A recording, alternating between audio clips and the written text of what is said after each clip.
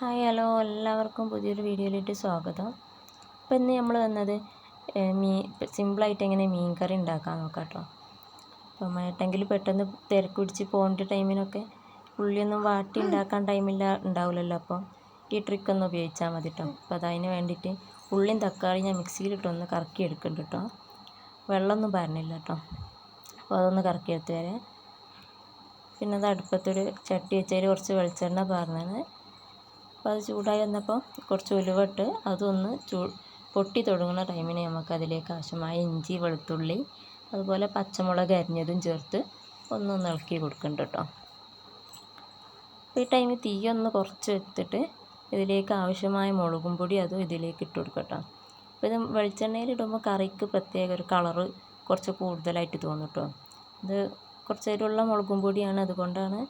ഇപ്പോൾ കുറേ ഇടാനും പറ്റില്ല, അതുകൊണ്ടാട്ടോ ഞാൻ ഇങ്ങനെ ഇതിനത് എരിവും ഉണ്ടാവും പിന്നെ കളറും തോന്നും കേട്ടോ. പിന്നെ അത് അതിലേക്ക് ഞാൻ ചതച്ച് വെച്ച ഉള്ളിയും തക്കാളിയും അതും ഇതിലിട്ട് കൊടുക്കുന്നുണ്ട്. പിന്നെ പുളി പിഴിഞ്ഞ വെള്ളവും അതുപോലെ മഞ്ഞൾപ്പൊടിയും അതും ഇട്ട് കൊടുത്തിട്ടോ. പിന്നെ അത് കറിക്ക് ആവശ്യമായ ഉപ്പും അതും പാടെ ചേർക്കണം. ഇതൊക്കെ ഒന്ന് ചേർത്തൊന്ന് തിളച്ചോട്ടെ കേട്ടോ. അപ്പോൾ നമുക്ക് ഇതിലേക്ക് ആവശ്യമായ വെള്ളവും ഇതിലേക്ക് ഒഴിച്ച് കൊടുക്കാം കേട്ടോ. എത്രത്തോളം വെള്ളം വേണം അത്രത്തോളം ഒന്ന് പറഞ്ഞു കൊടുക്കാം കേട്ടോ അതിലേക്ക്.